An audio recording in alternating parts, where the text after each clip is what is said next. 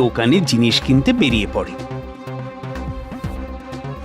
কিন্তু হায়, বাড়ি ফিরে সে দেখলো জ্বালাটা কোথাও নেই। আগো, এখানে যে এই তুষের জ্বালাটা ছিল সেটা কোথায় গেল? একটা লোক সাজি মাটি বিক্রি করতে এসেছিল। সাজি মাটি কিনে দাম দিতে গিয়ে দেখি ওমা, ঘরে একটাও পয়সা নেই। সে বলল যে পয়সার বদলে অন্য জিনিস পেলেও হবে।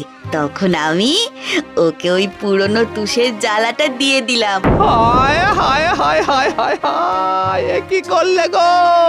কি সর্বনাশ করলে আমার! হায় হায় হায় হায় হায়। 3 মাস পরে অমল আর বিমল আবার এলো দোকানে, এবং দোকানের বিন্দুমাত্র উন্নতি না দেখে বিমল খুব হতাশ হলো। না, আমি আর শালুর পেছনে অনর্থক অর্থ নষ্ট করব না। না না না না, ও আজে বাজে কাজে টাকাগুলো নষ্ট করছে। সাজি মাটি কিনে দাম দিতে গিয়ে দেখি ওমা, ঘরে একটাও পয়সা নেই। সে বলল যে পয়সার বদলে অন্য জিনিস পেলেও হবে। তখন আমি ওকে ওই পুরনো তুষের জ্বালাটা দিয়ে দিলাম। না না, আমি সত্যি বলছি বাবু। আমার কিন্তু ওর কথা বিশ্বাস হচ্ছে। যখন ওর ভাগ্য প্রসন্ন হবে তখন সামান্য কারণ থেকেই ওর ভাগ্য